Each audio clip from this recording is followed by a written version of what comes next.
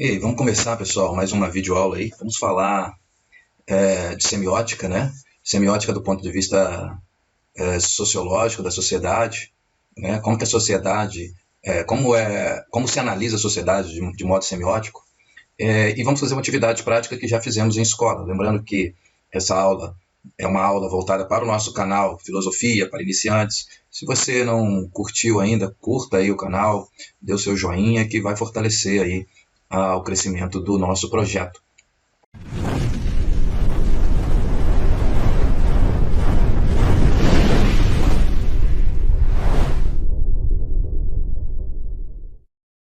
Então, a aula de hoje é atividade prática de semiótica. Então, lembrando que a gente já trabalhou com essa atividade em sala de aula, por isso que a gente está reproduzindo aqui, para reforçar o entendimento, né, fazer uma espécie de revisão. Lembrando que já trabalhamos com esse tema aí em outras videoaulas, é só você pesquisar no nosso canal que você vai achar aulas altamente interessantes, profundas no sentido de trabalhar o tema. Lembrando que a semiótica é uma teoria desenvolvida pelo Charles Sanders Peirce. O que se sabe é que a semiótica mais voltada para o campo pós-estruturalista. Depois dessa aula aqui, a gente vai fazer uma aula de revisão também, onde a gente vai fazer uma nova ampliação entre a semiótica e a semiologia. Beleza? Bom, então, vamos lá. Lembrando que a nossa aula de semiótica, a gente traz aí o conceito, né? Já falamos que o pensador de apoio é o Peirce, Charles Sanders Peirce, que ele vai fazer uma ampliação, né, da dicotomia saussuriana, no início do século, né? Saussure é o fundador, pai da linguística moderna, né? Ferdinand Saussure, Genebrino Ferdinand Saussure, que vai fazer um itinerário trazendo uma nova proposta que não existia no estudo de linguagem tradicional, que é o estudo de linguagem que trabalha com um único significado. Vou colocar mais para frente ali. Então, esse itinerário do Saussure já vai abrir portas para uma dicotomia, depois para uma tríade, né? Que é uma ampliação do significado. Por quê? Vocês vão entender mais para frente qual é a relação de você ter um significado só e você trabalhar com vários significados. Como que a sociedade vai formular os seus conceitos e as suas ideias a partir dessa oposição entre multiplicidade e unidade. Bom, então o Peirce ele vai fazer essa tríade do signo linguístico, né? E essa tríade é chamada de, né, você tem primeiridade, segundidade, terceiridade. Não estou abordando esses conceitos no momento, porque são conceitos um pouco mais sofisticados, né, mais complexos para trabalhar. Estou numa forma mais simples, que é a forma do tipo de signo, né? O tipo de signo aí são 3. O que quer dizer isso? Quando você, para trabalhar o Peirce, você tem que entender a relação sujeito-objeto, né? E isso remete lá ao pensamento filosófico, que especifica mais essa relação entre sujeito e objeto. Quando você olha para o objeto, ou seja, o objeto na filosofia ele é conhecido como realidade, como ser, né, como natureza. E quando você olha para o mundo natural, automaticamente o ser humano ele absorve essa realidade, e essa realidade entra para a sua memória. E ali, através do hábito, fica estagnado ali para sempre. A partir do momento, uma vez que você memoriza a realidade, ela fica presa na sua memória. Ora, essa realidade aprendida pela memória e pelo hábito, né, vai ser chamado aqui na filosofia da linguagem, né, na filosofia do Peirce, de signo. E ele vai dizer que existem 3 maneiras de você aprender a realidade a partir do momento em que ela vai para a sua memória. Você tem o ícone, que é uma imagem semelhante ao objeto, ou seja, é uma imagem mental semelhante ao objeto, a ponto de que o próprio objeto desaparecer. Quando a gente fala de razão, a gente fala também de representação. Então vocês vão perceber que a semiótica é uma semiótica da representação. O pensamento filosófico no qual a gente dialoga aqui, no qual a gente tem flertado, com o qual a gente tem flertado, essa semiótica, essa filosofia, quando a gente confronta com a semiótica, a gente vai romper com a representação. A gente vai tentar sair da representação, mostrar que a representação é uma restrição de significados. E a filosofia não quer trabalhar com restrições de nada, nem de significados, nem de imagens, tá? Então você teria o objeto, um objeto, quando ele é semelhante mentalmente, ou seja, todos os objetos que você vê na realidade já são ícones, né? Por quê? Porque os objetos já estão mentalizados. Tá? É uma relação ali de um processo temporal quase que milimétrico, para não dizer assim, microscópico, porque não dá para você perceber essa diferença de tempo entre o objeto mental e o objeto real. A ponto de que, nesse campo da semiótica, tudo que é real já é mental. Tá? O Peirce, ele esgota toda a sua teoria no campo da lógica. Tá? Então, para os lógicos, aquilo que é real é aquilo que é mental. Tá? Ele não vai explorar outros elementos, no máximo aí um fenômeno. Tá? A realidade enquanto fenomênica, o que é fenômeno? É aquilo que aparece para nós. Farenoscopia, aquilo que aparece para o sujeito. Para os lógicos, aquilo que aparece para o sujeito já é ícone. Então, o primeiro tipo de apreensão mental representacional ou representativo é o ícone. Tá? Então, aqui a gente tem o ícone fogo, tá? É idêntico. Aquilo que você olha para a realidade e aquilo que você mentaliza são idênticos, tá? A ponto de você chamar a própria realidade de icônica. Então a gente tem uma primeira apreensão que é icônica. A segunda, ela exige uma relação de causa e efeito, ou seja, é quando a realidade, aí você já não trata com a relação microscópica de tempo, né? Que seria essa entre o objeto o objeto e o ícone, né? O objeto real e o objeto mental. A diferença de tempo é microscópica e esse tempo que a gente se refere é o tempo presente. Aqui, no índice, já é uma relação de passado. É quando você lida com a realidade já com atualizações, que ainda estamos no campo da representação. Lembrando que representar é trazer ao presente aquilo que já passou. Então, tem uma relação do passado e tem uma atualização do presente. Então, aqui há uma defasagem no índice entre essa relação de atualização. Tá? Você precisa fazer um processo de interpretação para trazer ao presente aquilo que não está presente, aquilo que já passou. Então, por exemplo, o exemplo que a gente tem aqui do índice, o índice tem um outro nome, tá, para facilitar, uma indicação ou sinal. Isso são índices, tá? Então você tem uma maneira de aprender a realidade na sua mente através de sinais. Então, quando um objeto ele sinaliza, né? Ele sinaliza para você um outro objeto, né? Ele evoca um outro objeto que não está presente ali, mas você infere, você interpreta a partir do quê? De elementos ou de partes daquele objeto, ou de relações emotivas, como se diz assim, lexicais ou contextuais, que faz você trazer ao presente esse objeto que está ausente. Vou dar um exemplo. Aqui você tem a fumaça. A fumaça é aquilo que está presente, ou seja, o efeito. E você vai interpretar, inferir mentalmente a causa dessa fumaça. Então a causa não está presente. Então isso mostra que o universo real, toda a nossa realidade, também ela é povoada por efeitos. E aí você tem que racionalmente interpretar a causa. Então tem uma relação com a razão e tem uma relação com o tempo passado. Tá? Então toda vez que você vê fumaça, automaticamente você implica fogo. Tá? O fogo não está presente, está ausente. Beleza? Isso seria... Então, o índice é um sinal. Sinal é igual a efeito. E efeito está no presente, mas a causa estaria ausente, ou seja, estaria no passado. Ou seja, já passou, então você tem que buscar uma interpretação, ou seja, buscar uma causa. Então, todas as coisas no mundo aparecem de uma relação de causa e efeito. Tá? E isso é um processo já também racional. A filosofia que mais expressa essa questão, que trabalha com esse tema, seria a filosofia de David Hume. David Hume, um empirista radical, ele vai trazer para a gente, ele vai falar dessa relação de causa e efeito. Lembra? Quem já estudou Hume aqui sabe que o exemplo que os manuais nos traz é o exemplo da bola de bilhar, né? Quando você dá uma tacada numa bola, a bola acerta outra e por aí vai. Então é uma relação ali de causa e efeito. E por último, a relação simbólica, que é uma relação social, é uma construção social. Essa relação simbólica, gente, ela não tem relação com nada. Agora, por que todo mundo chega ao mesmo acordo? Porque esse é o próprio conceito do símbolo. O símbolo é quando você tem uma representação de um objeto na memória por meio de um hábito, de uma norma, de uma lei ou de uma convenção dos sujeitos, ou de um sujeito ou de vários sujeitos, na verdade, de um grupo de sujeitos. Então, quando você tem um grupo de sujeitos, eles elegem um objeto qualquer a um plano simbólico. E esse é automaticamente o plano das ideias, lá que a gente já estudou em Platão. Então, atualizando a filosofia clássica para a filosofia moderna, essa filosofia da linguagem, estruturalista e pós-estruturalista, a gente vai dizer que a ideia platônica é aquilo que nós estamos chamando de símbolo. Não só a ideia de Platão, mas especificamente o conceito, o nome geral ou o conceito universal de Aristóteles. Quando Aristóteles ele vai, por meio da memória, fazer as abstrações e chamar essa abstração de conceito, que seriam as formas, lembrando que quem assistiu minha aula sabe que a razão, lá em Aristóteles, não entra em contato com a realidade. Quem entra em contato com a realidade é o corpo sensível. Então o corpo sensível está mais próximo do real. A razão não, a razão está distante do real.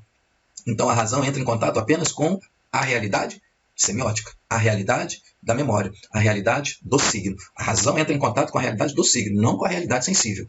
Pegou? Então é essa relação que a gente aprende com o nosso mestre Cláudio Piano e a gente reproduz aqui. E o símbolo, gente, ele tem uma relação sutil, ou seja, tudo pode ser símbolo, tudo pode ser revestido de quê? De uma, que eu não coloquei aqui, né, para não estender muito, mas aí está revestido de uma questão de valor. Então, o símbolo, ele é uma relação valorativa, né, e aí implica a questão moral. Então, a relação moral não é uma relação que é apenas um dado histórico, construído, é construído socialmente, mas ele está dentro do processo de construção da própria realidade do indivíduo. Né? O indivíduo tem por hábito fazer símbolos, transformar as coisas, os objetos, em simbólicos. Eu coloquei aqui que a sociedade ela vai se construir a partir da representação, a partir das ideias, a partir do conceito geral. Então, eu já falei com os alunos, a gente já fez essa aula, tanto em filosofia quanto em sociologia, né? Quando a gente fala assim, o que é o homem? Né? Então, quando você diz que um indivíduo é homem, você está transportando toda a característica individual para um conceito universal. Né? Mas esse conceito universal entra as diferenças individuais? Não. Só entra as semelhanças. Então, por isso que eu disse que o signo tem muito mais a relação com o ícone, embora ele também seja índice e seja símbolo, tá? Mas ele tem essa relação, primeira relação, né, primeiridade aí com o ícone, por quê?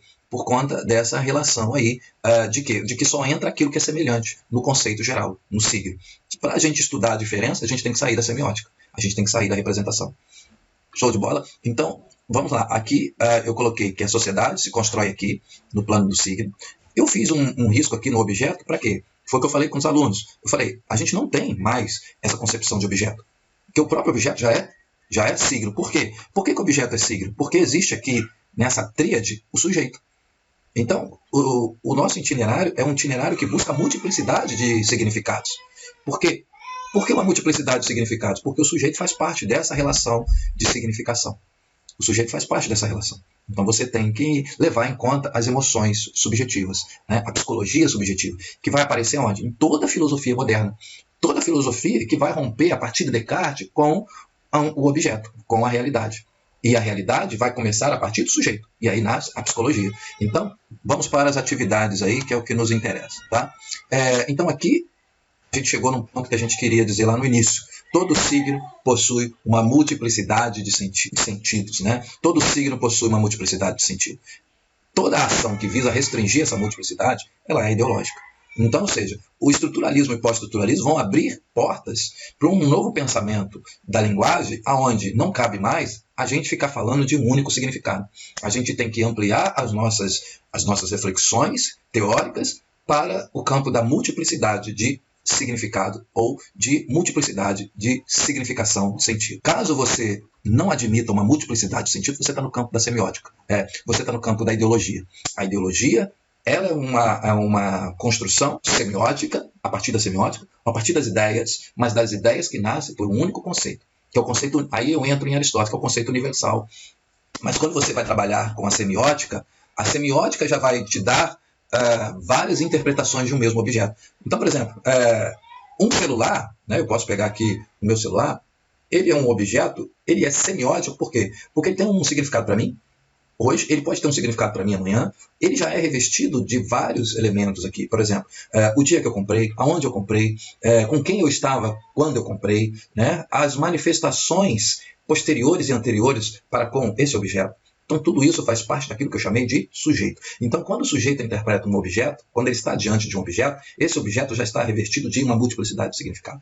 Então, por isso que eu estou trazendo a imagem, porque a imagem vai te dar vários julgamentos, ou seja, o que a gente vai chamar aqui de interpretação de signos, a ponto da gente mostrar como que a semiótica ela te dá uma liberdade e mostrar que toda a questão social de realidade ela é múltipla, tá? E você não percebe, a menos que você tenha a noção semiótica. Bom, todo mundo aqui está vendo uma imagem de uma sala de aula. Quais são os ícones de infraestrutura econômica? O que seria infraestrutura econômica? Olha, quando você está dentro de uma sala de aula, se você vai você vai comprar um espaço, né, você chega numa sala de aula, a sala de aula está vazia. Então, o que você precisa povoar ali para essa sala de aula funcionar como sala de aula? Você precisa preencher essa sala de aula de elementos de infraestrutura econômica. O que seriam esses elementos ou esses signos de infraestrutura econômica? Cadeira, mesa, quadro, né? Os processos aí de refrigeração, né? De ventilação, dos ventiladores, de iluminação. Então, tem que ter dentro de uma sala de aula, ou próximo da sala de aula, esses ícones, os objetos de infraestrutura econômica. Aqui na sala de aula você tem cadeiras, mesas, quadro e ventilador. A gente teria muito mais. A gente tem aqui as lâmpadas, a gente tem as folhinhas na parede, a gente tem murais, a gente tem muito mais elementos. Eu podia ficar aqui horas elencando esses ícones. Então, a gente chama isso de ícones de infraestrutura econômica. Agora, o que seriam ícones ideológicos? Ícones ideológicos, eu já começo a dizer aqui. Não sei se vocês perceberam, mas existe aqui uma professora. E essa professora, ela é negra. Então, a professora negra é um ícone ideológico. Também tem um aluno de cadeira de roda. Esse aluno de cadeira de roda também é um ícone ideológico. Tá? Agora vamos para os índices. Os índices, que é uma relação de causa e efeito, para quem não sabe, no campo da linguagem, a relação de causa e efeito é uma relação de explicação ou de causalidade. É quando você faz a pergunta, por que isso aconteceu? A resposta é uma causalidade. A resposta é um índice. Então a pergunta é, todos os índices morais. Então o que seria índices morais? Ora, a pergunta que você fala, por que esse menino, esse aluno está com a mão levantada? Ora, a resposta é um índice moral. Esse aluno está com a mão levantada, primeiro, porque ele quer fazer uma pergunta, e segundo, porque ele tem educação. O que seria agora os índices raciais e índices médicos? A questão é, a primeira pergunta, vamos para a questão médica, que depois eu vou para a questão racial. Você vai fazer a mesma pergunta. Questão médica. Por que os alunos e a professora estão de máscara? Olha, essa aluna aqui está com uma máscara rosa, essa aluna aqui no cantinho está com uma máscara e a professora está com uma máscara. Obviamente, aqui ó, também um menino aqui que está levantando o dedo, ele está com uma máscara passando pela orelha e a outra menina aqui no fundo com uma máscara amarela. Né? Então, isso são efeitos que você vai fazer a pergunta. Por quê?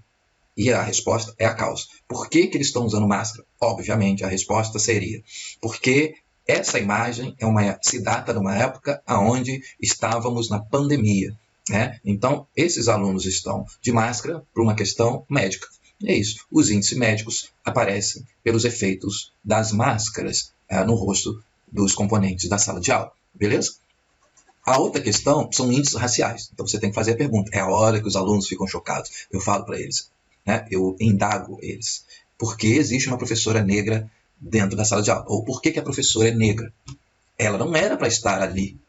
Aí a pergunta, ué, professor, como assim? Porque uma mulher negra não pode ser professora. Uma mulher negra não chega a ser professora numa sociedade brasileira.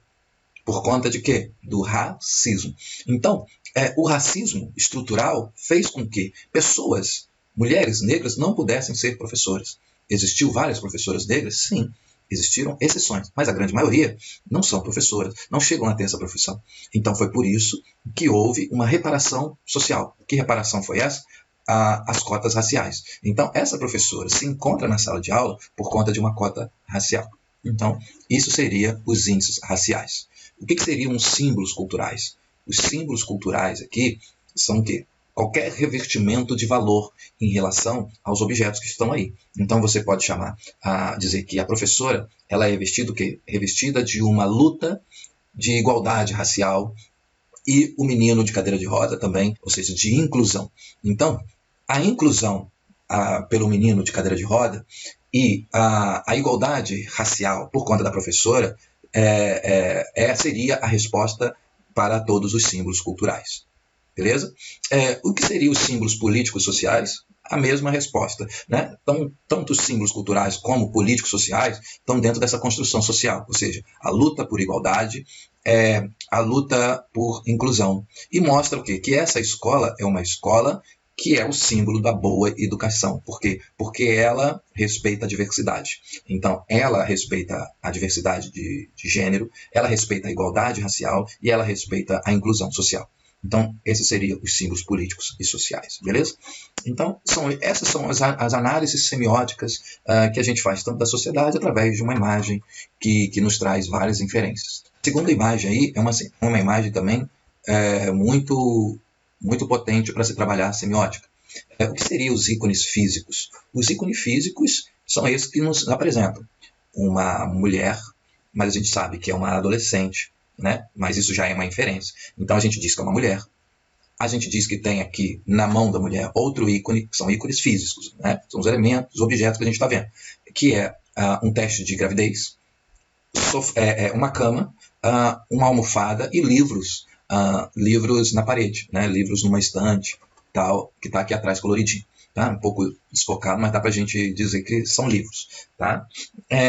Aí agora a gente já vai para a questão de índices, porque é uma imagem pequena que tem poucos elementos.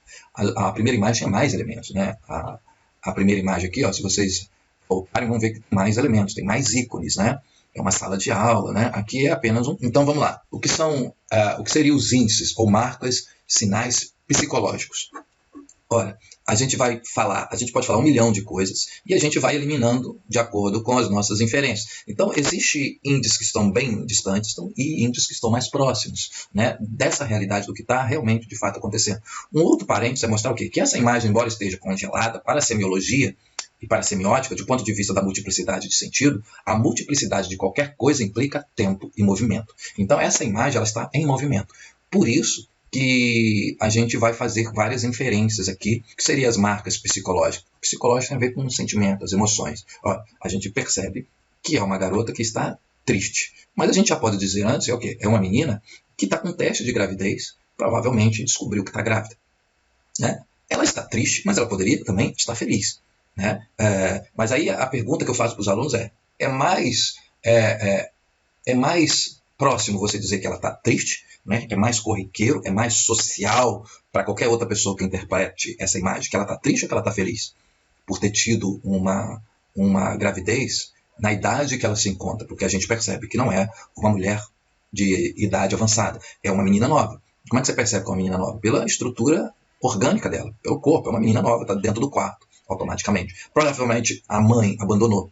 A mãe, a família, pode ser que ela já tenha contado para a família, pode ser que ela não tenha contado para a família ainda. Pode ser que o namorado tenha abandonado, pode ser que não. Né? Mas está mais perto da gente dizer que houve uma coisa negativa do que uma coisa positiva. Essa imagem ela tem os dois lados, o lado positivo e o lado negativo. Mas o que está mais próximo aqui de nós são os psicológicos negativos. Então aqui a gente diz que ela está triste. Ela está triste, ela está depressiva, emocionalmente abalada. Então essas são as marcas psicológicas. E quais são os índices, os sinais familiares? Abandono da família, ou seja, indiferença da família, ou também acolhimento da família num tempo futuro. Mas no tempo presente é abandono familiar. A família está mais perto da família abandonar essa jovem do que acolher. Mas isso é praticamente uma inferência, uma interpretação. Por isso que eu disse, a semiologia vai exigir que a gente tenha a comunicação propriamente dita. Né? A família abandonou, a família acolheu, a gente tem que ter uma linguagem verbal, a gente tem que ter um contexto. Se nós não tivermos um contexto, se a gente não tiver contexto, a gente vai inferir 1 milhão de coisas aqui. E isso é semiótica. Mas aí eu vou falar um monte de coisa, um monte de baboseira. Não, mas não é um monte de baboseira. A gente está dizendo que baboseira A, baboseira B pode estar mais próximo, pode estar mais distante. Isso é inferência. E isso é uma interpretação semiótica. Porque se você não fizer isso, você está no campo ideológico. E o campo ideológico é um campo de um acordo social simbólico de um pequeno grupo. O que seriam os índices ou sinais sociais e médicos? Sinais sociais e médicos, a gente pode dizer que essa menina pode ter sofrido um estupro, pode ter sido abusada, é a questão da gravidez na adolescência, ela precisa fazer o pré-natal, né? Ela vai ter contato com o pré-natal, né? Ela teve contato com o médico, né? Fez o teste de gravidez, descobriu que está grávida. Não é isso? Então esses são os sinais sociais e médicos. Pode ser, eu não coloquei a questão do tempo aqui, as marcas temporais. As marcas temporais, está faltando aqui, é que o presente dela está abalado, né? É incerto. E o futuro, pode ser que ela tenha perdido o futuro. Ela não vai poder mais fazer faculdade como ela planejava. Ela vai ter que agora, ela vai ser daqui para frente uma mulher com um filho. Tá? Que aí também entra aqui, tanto nessas marcas familiares como nas marcas médicas também. Tá? E quais são os símbolos morais? Os símbolos morais é o símbolo da gravidez na adolescência, na falta de acolhimento social, moral, né? O abandono, né? A questão do abandono do adolescente pela família, né? Ou a questão de estrutura ou desestrutura familiar, né? E uma questão de uma questão pessoal pessoal, numa questão mais universal, diria assim, de acolhimento a um jovem, né? A um jovem quando descobre que está que teve essa questão da gravidez, não é isso? Então são símbolos morais. O símbolo, sei lá, de uma adolescência perdida também, a gente pode remeter. Quando você analisa um poema, um texto qualquer, os elementos simbólicos, semioticamente, são os elementos finais, né? Aquilo que está para fora do texto, que é o contexto, né? Quando a gente vai falar assim, vamos trabalhar quais temas dentro desse texto. Então, qual é o tema que você daria, qual é o título que você daria para essa imagem? Isso seriam os símbolos. E isso, automaticamente, já são símbolos morais, né? Então, qual é o símbolo que você pode dar aqui para fazer uma redação no futuro, né? A gravidez na adolescência, a falta de acolhimento a um jovem diante de uma gravidez, né? A relação entre a juventude e as instâncias sociais e médicas em relação à gravidez, enfim, esses são os temas ali, beleza?